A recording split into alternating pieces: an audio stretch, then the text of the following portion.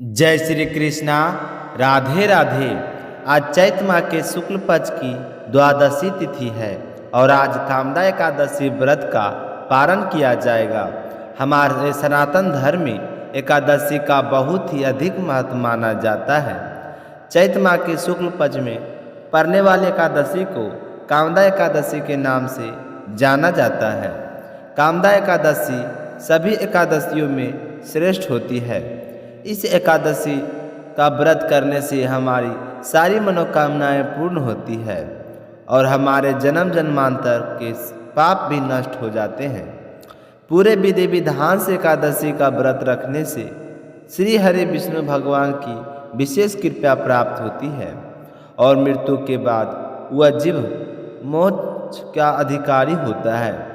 एकादशी के व्रत भगवान श्री कृष्ण और विष्णु लक्ष्मी माता की विशेष रूप से पूजा अर्चना की जाती है। एकादशी व्रत का पारण अगले दिन द्वादशी तिथि को किया जाता है, जो आज द्वादशी तिथि को कामदा एकादशी का व्रत का पारण है। पारण से पहले एकादशी व्रत कथा का पाठ जरूर करना चाहिए। ऐसा माना जाता है कि व्रत कथा का पाठ करने से भगवान विष्णु की कृपा से हमारी सारी मनोकामनाएं पूर्ण होती है और विष्णु जी का आशीर्वाद सदैव हम पर बना रहता है। तो अब अपने सुनते हैं एकादशी व्रत के पारण से पहले सुने जाने वाली पावन कथा। विष्णु भगवान की जय हो, माता लक्ष्मी की जय हो, माता तुलसी की जय हो। एक समय की बात है, युधिष्ठिर ने भगवान श्री कृष्ण से पूछा कि भगवान, कामदा एकादशी की तिथि उत्पन्न कैसे हुई, इस संसार में वह क्यों पवित्र मानी गई है तथा देवताओं को प्रिय कैसे हुई। तो भगवान जी बोले कि हे कुंती नंदन, प्राचीन समय की बात है। सतयुग में मूर नामक एक दानव रहता था। वह दानव बहुत ही अद्भुत, अत्यंत रुद्र तथा संपूर्ण देवताओं के लिए बहुत भयंकर था। उसका काल रूपधारी दुरात्मा महासुर ने इंद्र को भी पराजित कर दिया। संपूर्ण देवता उसे परास्त होकर स्वर्ग से निकाले जा चुके थे और शंकित तथा भयभीत होकर पृथ्वी पर बिछड़ रहे थे। एक दिन सब देवता महादेव जी के पास गए। वहां जाकर इंद्र ने भगवान शिव के आगे सारा हाल कह सुनाया। इंद्र बोले कि हे महेश्वर, यह देवता स्वर्ग लोक से निकाले जाने के बाद पृथ्वी पर बिछड़ रहे हैं। मनुष्यों के बीच में इस तरह से विचरना शोभा नहीं देता है। हे महादेव, आप ही कोई उपाय बतलाइए। यह देवता अब किसका सहारा ले। तो महादेव जी ने कहा कि देवराज, जहाँ सबको शरण देने वाले, सबको की रक्षा की तत्पर रहने वाले जगत के स्वामी भगवान गरुड़ध्वज विराजमान है, तुम लोग वहाँ जाओ, वे ही तुम लोगों को रक्षा करेंगे।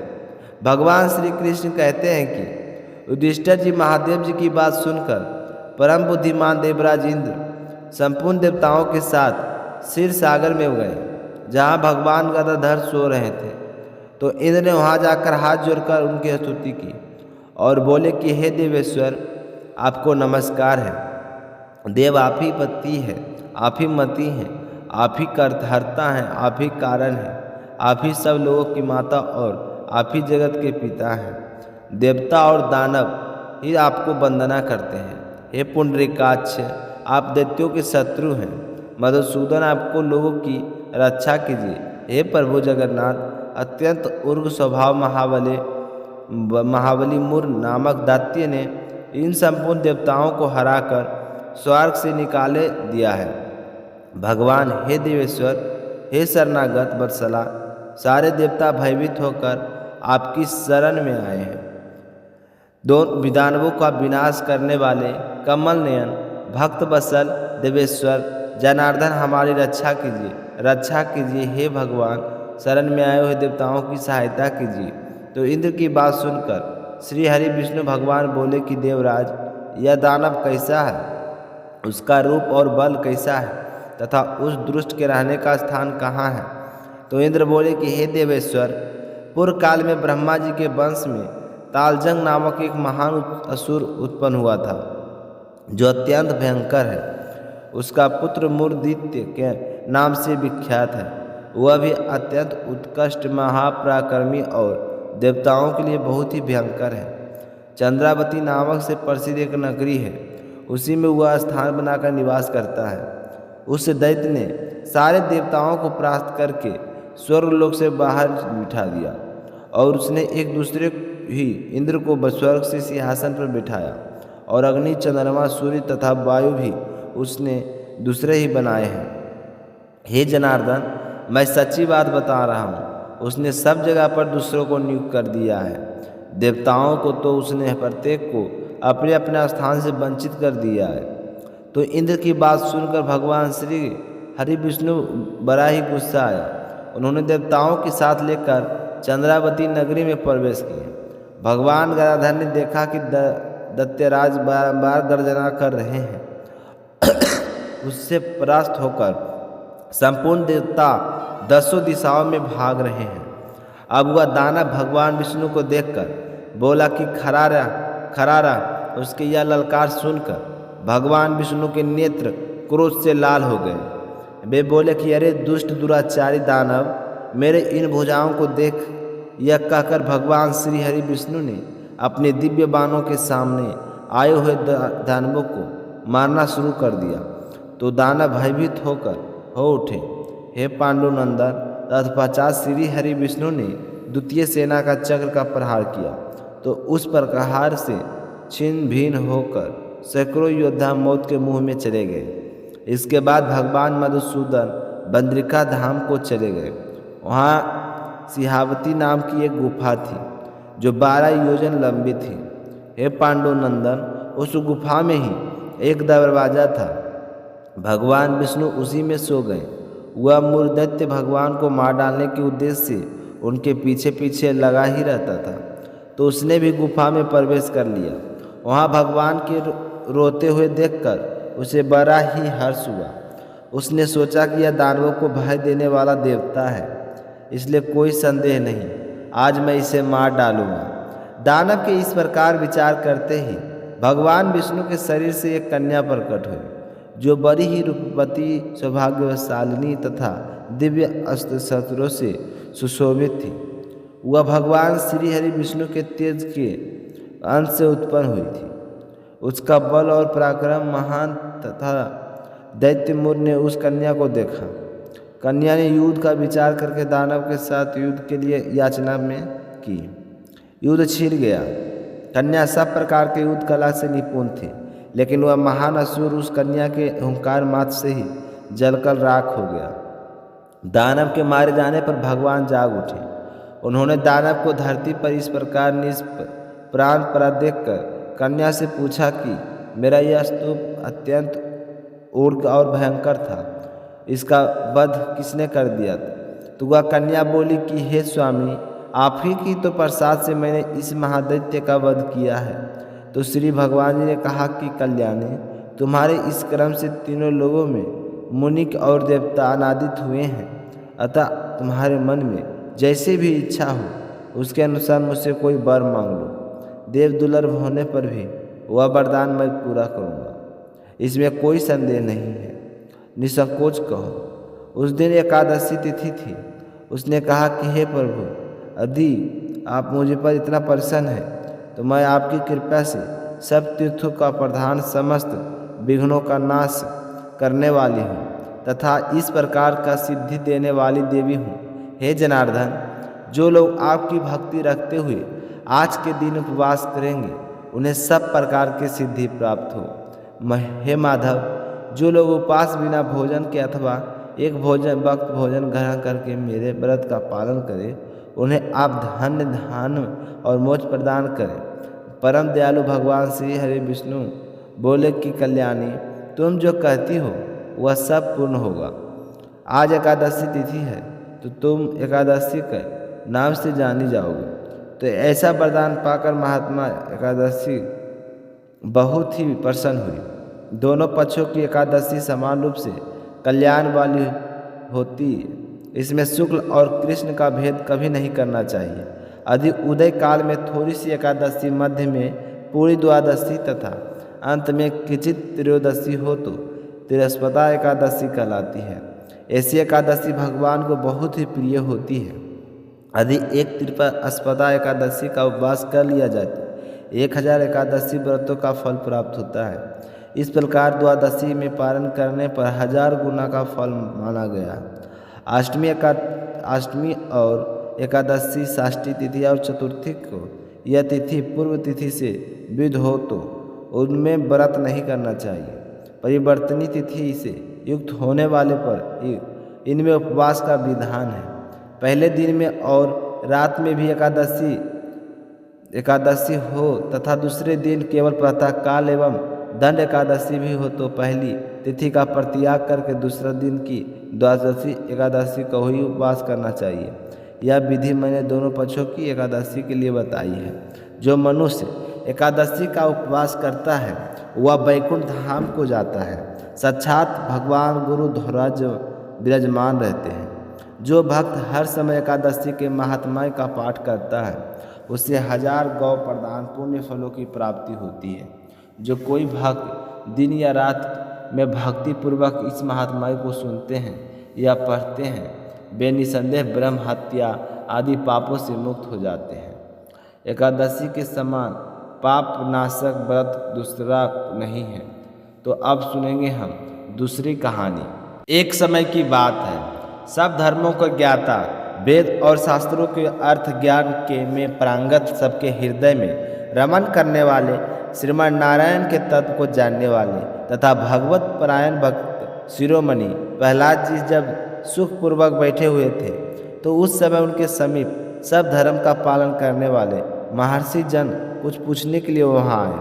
महर्षियों ने कहा कि प्रहलाद जी, आपको प्रणाम है, हम आज आपसे कुछ पूछने की इच्छा रखते हैं। तो उन्होंने कहा कि निसंकोच कहिए। तो महर्षियों ने कहा कि प्रहलाद जी, आप ऐसा कोई साधन बताइए जिससे ज्ञान, ध्यान और इंद्रिय निग्रह के बिना ही अनायास भगवान नारायण को परम पद प्राप्त हो जाए। तो ऋषियों को ऐसा पूछने पर संपूर्ण लोगों के हित के लिए उत्तर रखने वाले विष्णु भक्त महाभक्त प्रहलाद जी ने इस प्रकार कहा कि महर्षियों, जो 18 पुराण का सार से भी सारतार तत्व है, जिसे कार्तिकेय जी के पूछने पर भगवान शंकर ने बताया था, मैं उसका वर्णन करता हूँ। तुम ध्यानपूर्वक सुनना कि जो कलिकाल में एकादशी का व्रत रात्रि जागरण पूर्वक करते हैं एवं वैष्णव शास्त्र का पाठ करता है उसके कोटि कोटि जन्मों के लिए 4 प्रकार के पाप नष्ट हो जाते हैं। जो एकादशी के दिन वैष्णव शास्त्र का उपदेश करता है उसे मेरा भक्त जानना चाहिए, जिसे एकादशी व्रत को करने से कोई संशय नहीं होता तथा रात्रि में जागरण में निद्रा नहीं आती। जो उत्साह पूर्वक नाचता और गाता है वही मेरा विशेष भक्त है। मैं उसे उत्तम ज्ञान देता हूँ और भगवान शिव विष्णु को मोक्ष का प्रदान करते हैं। अतः मेरे भक्त का विशेष रूप से एकादशी व्रत एवं व्रत के दिन रात्रि में जागरण करना चाहिए। जो कोई भगवान श्री विष्णु से वर रखते हैं उन्हें पाखंडी जाना चाहिए, और जो एकादशी की रात्रि को जागरण भजन करते हैं, रात बिताते हैं, उन्हें आधे निमेष मात्र में अग्नि टीम तथा अतिरात यज्ञ के समान फल प्राप्त होता है। जो रात्रि जागरण में बारंबार भगवान विष्णु के मुखारबिंद का दर्शन करते हैं उनको भी वही फल प्राप्त होता है। और जो मनुष्य द्वादशी तिथि को एक बार पारण एवं भगवान विष्णु के आगे जागरण करते हैं वे यमराज के पास से मुक्त हो जाते हैं। जो द्वादशी को भगवान का स्मरण करते हुए रात्रि जागरण करें और गीता शास्त्र से मनोविनोद करते हैं वे भी यमराज के बंधन से मुक्त हो जाते हैं। जो प्राण त्याग हो जाने पर भी द्वादशी का जागरण नहीं छोड़ते वे धन्य और पुण्य आत्मा होते। जिनके वंश के लोगों एकादशी की रात में जागरण करते हैं वे ही धन्य हैं जिन्होंने एकादशी का व्रत किया है। उसने यज्ञ, दान गया श्रद्धा और नित्य प्रयाग स्नान कर लिया है। ऐसे भक्तों को सन्यासियों को सन्यास का पुण्य फल भी मिल जाता है और उनके द्वारा इष्टापूर्त कर्मों का भी भली भांति पालन हो जाता है। दयानंद भगवान विष्णु के भक्त जागरण सहित एकादशी का व्रत करते थे, इसलिए वे मुझे सदा ही विशेष प्रिय होते हैं। जिसने वर्णि एकादशी की रात में जागरण किया है, उन्हें पुनः प्राप्त होने वाले शरीर को स्वयं ही भस्म कर दिया है। जिसने त्रिपदा एकादशी को रात्रि में जागरण किया, वह भगवान विष्णु के संबंध में लीन हो गया। जिसने हरि प्रबोधिनी एकादशी की रात में जागरण किया, उसके स्थूल सूक्ष्म सभी पापों नष्ट हो जाते हैं। जो एकादशी की रात में जागरण तथा ताल स्वर के साथ संगीत का आयोजन करता है, उसे महान पुण्य की प्राप्ति होती है। जो एकादशी के दिन ऋषियों द्वारा बनाए हुए दिव्य स्रोतों को ऋग्वेद, यजुर्वेद, सामवेद के वैष्णव मंत्रों से, संस्कृत और प्राकृतिक के अन्य स्रोतों के से भी एवं गीत आदि के द्वारा भगवान श्री हरि विष्णु को संतुष्ट करता है, उसे भगवान विष्णु भी परम आनंद प्रदान करते हैं। जो एकादशी की रात में भगवान विष्णु के आगे वैष्णव को भक्तों का समीप गीता और विष्णु सहस्त्र का नाम का पाठ कराता है, उस प्राधम में जाता है जहाँ साक्षात भगवान नारायण विराजमान है। पुण्य एवं भागवत तथा स्कंद पुराण भगवान विष्णु को अत्यंत प्रिय है। मथुरा और ब्रज में भगवान विष्णु के बाल चरित्र का वर्णन किया गया। उससे जो एकादशी के रात में भगवान वैष्णव का पूजन करके पढ़ता है, उसका पुण्य कितना है यह मैं भी नहीं जानता, कदाचित भगवान विष्णु ही जानते हैं।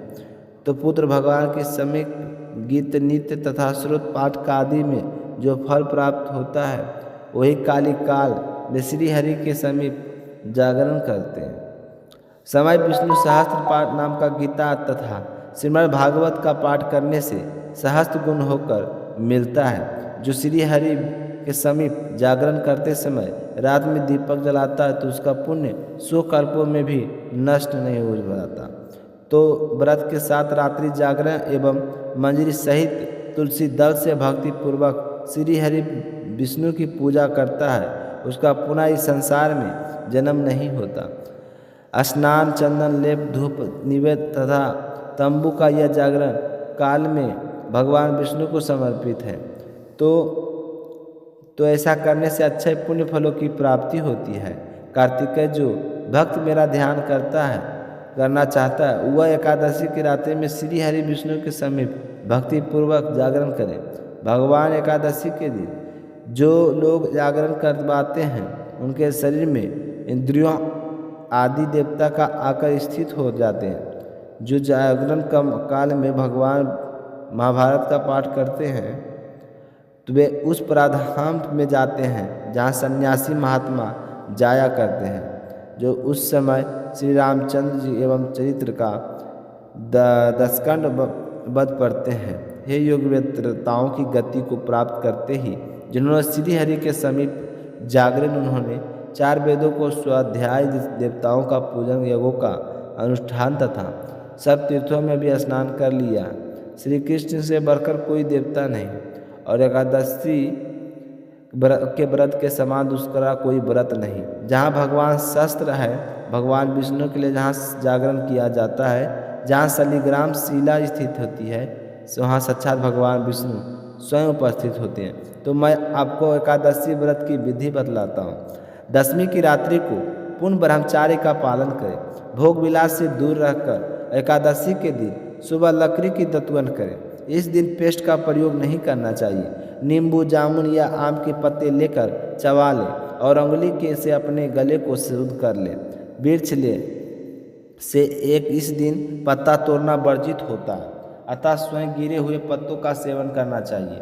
यदि यह संभव ना हो तो पानी के 12 कुल्ले करने चाहिए। उसके बाद में स्नान आदि से निवृत्त होकर मंदिर में जाकर गीता का पाठ करें या फिर पुरोहित जी से सुने। एकादशी के दिन गीता जी का पाठ अवश्य करना चाहिए और प्रभु के सामने इस प्रकार संकल्प करना चाहिए, आज मैं चोर, पाखंडी और दुराचारी मनुष्यों से बात नहीं करूँगा और ना ही किसी का दिल दुखाऊंगा। मैं ब्राह्मण का फल, आहार एवं अन्न आदि देकर प्रसन्न करूँगा। आदि को जागरण करके कीर्तन करूँगा। नमो भगवते वासुदेवाय नमः। आपके इस मंत्र का जाप करूँगा। राम, कृष्ण, नारायण आदि विष्णु सहस्त्र नाम का कंठ का भूषण बनाऊँगा। अतः इन नामों का ही जाप करता रहूँगा। इस प्रकार के संकल्प करके श्री हरि विष्णु भगवान का स्मरण करके प्रार्थना करें कि हे त्रिलोकीपति, मेरी लाज आपके हाथ में है, अतः मुझे इस स्मरण को पूरा करने की शक्ति प्रदान करें। ज़्यादा से ज़्यादा मौन जप, शास्त्र पाठ, कीर्तन, रात्रि जागरण, एकादशी का व्रत में बहुत ही ज़्यादा लाभ पहुंचाते हैं। इसलिए इन नियमों का व्रत ज़्यादा से ज़्यादा पालन करना चाहिए। एकादशी के दिन अशुद्ध द्रव्य से बने हुए पेय नहीं पानी पीना चाहिए, जैसे कोल्ड ड्रिंक्स, एसिड पानी आदि डाले हुए तथा डिब्बे बंद फलों का रस भी नहीं पीना चाहिए। और इस दिन अन्न ग्रहण नहीं करना चाहिए। इस दिन आप व्रत रखें या ना रखें, घर का कोई भी सदस्य चावल ना खाएं, इस चीज़ का विशेष से ध्यान रखना चाहिए। व्रत रखने वाले विष्णु भक्त का इस दिन फल या फिर घर से निकला हुआ फलों का रस या फिर दूध पीकर रहना विशेष लाभदायक होता है। व्रत के यह 3 दिन होते हैं। कांसे के बर्तन में मांस, मदिरा, लहसुन, प्याज, उड़द, चने, साग, शहद, तेल का अधिक जल का प्रयोग नहीं करना चाहिए। व्रत के पहले दिन यानी कि द्वादशी को और दूसरे दिन यानी कि द्वादशी को हवसिया यानी कि जौ, गेहूँ, सेंधा नमक, काली मिर्च, शंकर, गौ का घी, इन चीज़ों से बना हुआ भोजन एक ही बार ग्रहण करना चाहिए। भगवान के दिन सुबह और द्वादशी के दिन सुबह फल आहारी को भी गोभी, गाजर, शलजम, पालक, गुलफा का स्वाद आदि सेवन नहीं करना चाहिए। आम, अंगूर, केला, बादाम, पिस्ता आदि अमृत फलों का सेवन करना चाहिए। जुआ खेलना, ज़्यादा निद्रा लेना, पराई निंदा करना, चुगली करना, चोरी करना, हिंसा, मैथुन, क्रोध, झूठ, कपट आदि इन सब कुकर्मों से दूर रहना चाहिए और शांत रहना चाहिए। और बैल के पीठ पर बैठकर सवारी नहीं करना चाहिए। अगर बैल है तो इन दिनों बैलगाड़ी पर भी नहीं चढ़ना चाहिए। और भूलवश किसी निंदक से बात हो जाती है तो इस दोष को दूर करने के लिए भगवान सूर्य के दर्शन तथा धूप दीप में से श्री हरि विष्णु की पूजा करके क्षमा मांगनी चाहिए। एकादशी के दिन में झाड़ू लगानी नहीं चाहिए, इससे छोटी आदि सूक्ष्म जीवों का मृत्यु का भय रहता है। इस दिन ना बाल धो, ना कटवाएं, अधिक चाहिए मधुर भाषा बोलनी चाहिए और ज़्यादा नहीं बोलना चाहिए, क्योंकि अधिक बोलने से ना बोलने वाले बात भी बोल देते हैं। तो यह थी एकादशी की पारण कथा को लेकर वीडियो। तो आप सभी श्रोताओं को सुनकर कैसा लगा कमेंट करके ज़रूर बताइएगा। और साथ ही शीला भक्ति चैनल को अभी तक सब्सक्राइब नहीं किए तो चैनल को सब्सक्राइब जरूर कीजिएगा। मिलते हैं अगली वीडियो में, तब तक अपना ख्याल जरूर रखिएगा। जय श्री कृष्णा, राधे राधे।